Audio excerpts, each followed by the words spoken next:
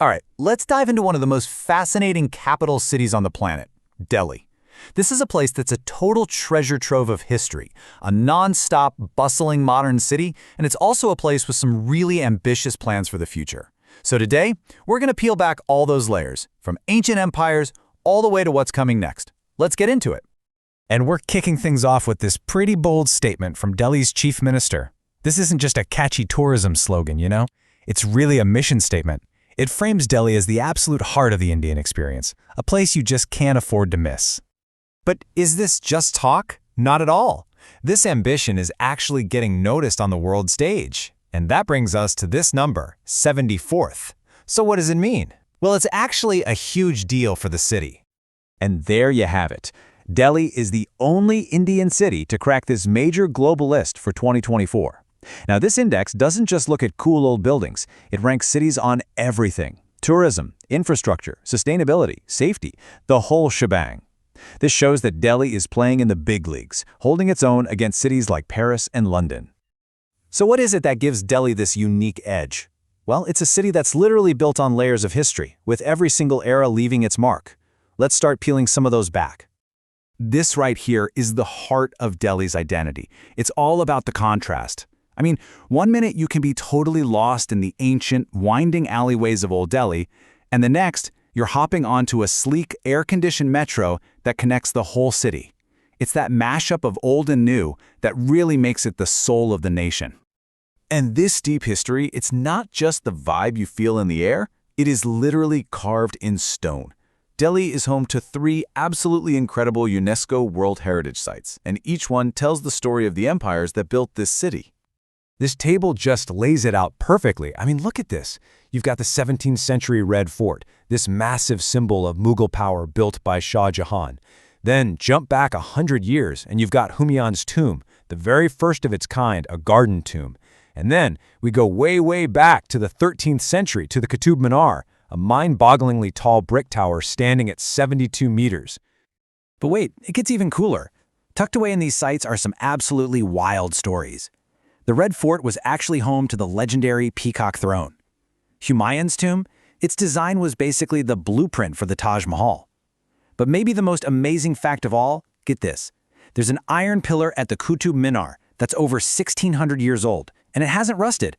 To this day, scientists are still trying to figure that one out. Okay, so the monuments are obviously breathtaking, but what's it actually like for you, as a visitor, on the ground, navigating the city today? First things first, timing is everything. Seriously, the overwhelming consensus is to plan your trip for sometime between October and March. The weather is fantastic, cool, pleasant, perfect for being outdoors. Trust me, you'll want to try and avoid the summer months, from April to June, because the heat can be really, really intense. And now for the real talk. If you check out what people are saying online, on places like Reddit, you get a really honest picture. On the one hand, people are just blown away by the history, the food scene is unbelievable, and the culture is so rich. But on the other hand, there are real challenges. The air quality can be tough, there are safety concerns, and yeah, it can feel super crowded and intense. It's that city of contrasts again. It'll awe you and challenge you, sometimes in the very same hour. So with all that in mind, here are a few essential tips from people who've been there. Stick to bottled water, no exceptions. When it comes to street food, the golden rule is to eat stuff that's cooked hot and fresh right in front of you. That's how you avoid the infamous Delhi belly. You know, a mask isn't a bad idea, especially in winter, for the air. And always use an app like Ola or Uber to get a fair price on a ride. But here's the thing. Delhi isn't just sitting back and letting these challenges happen. Looking to the future, the city is being incredibly proactive about building its reputation as a world-class destination. And it really comes down to this: investment.